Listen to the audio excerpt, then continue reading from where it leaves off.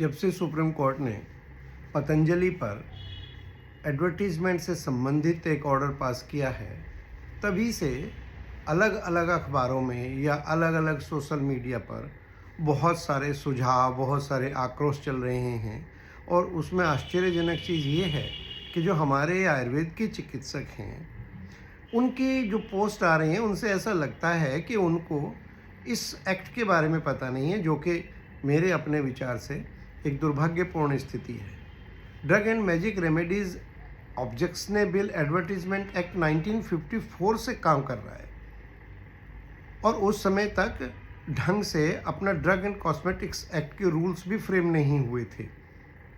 मैंने एक वीडियो में ये बताया भी था कि जो drug and magic remedies act है ये 1954 का है और 1955 में जो ड्रग एंड कॉस्मेटिक्स एक्ट आया उसमें आयुर्वेद से संबंधित औषधियों के लिए कोई गाइडलाइन थी ही नहीं।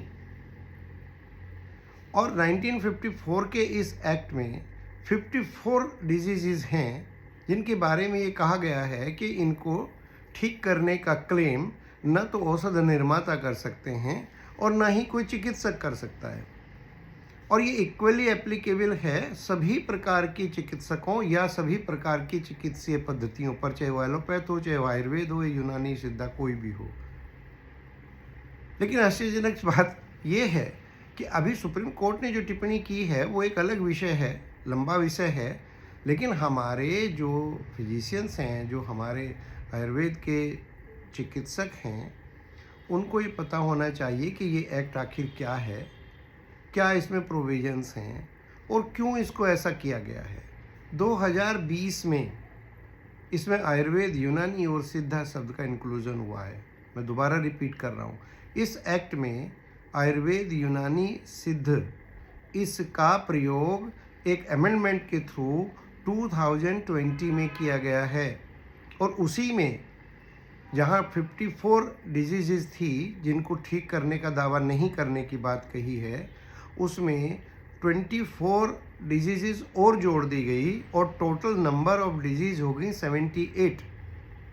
तो कोई अखबार कह रहा है कि 25 औषधियों को ठीक कर 25 रोगों को ठीक करने का दावा नहीं कर सकते। वो एक उन्होंने इंडिकेटिव नंबर दिया है और इंडिकेटिव कुछ डिजीज़ का नाम दिया है, लेकिन इसका अर्थ ये नहीं है कि बाकी के डिजीज़ को आप दावा कर सकते हैं। Drug and magic remedies act क्यों बनाया गया उस पर एक बहस हो सकती है, लेकिन अगर ये लागू है तो हमें इस पर फॉलो करना चाहिए। ये आयुर्वेद की परिस्थितियों पर सारी जो उसमें जैसे उसमें तो ट्यूबरकुलोसिस भी लिखा हुआ है, तो क्या ट्यूबरकुलोसिस ठीक नहीं होता?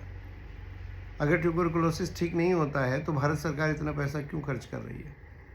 ये विषय डिस्कशन के हो सकते हैं, लेकिन जानकारी होनी चाहिए और हमारे अपने चिकित्सकों को इसकी जानकारी जरूर होनी चाहिए कि drug and magic remedies act में 78 टाइप की डिजीज़ हैं जिनको किसी भी दवाई से या किसी भी अन्य तरीके से ठीक करने का, कंप्लीट ठीक करने का दावा करने का हमें चिकित्सकों को अधिकार नहीं है, तो हमें उससे बचना चाहिए। बस इतनी सी बात है, इससे न ज़्यादा न इससे कम। Take care.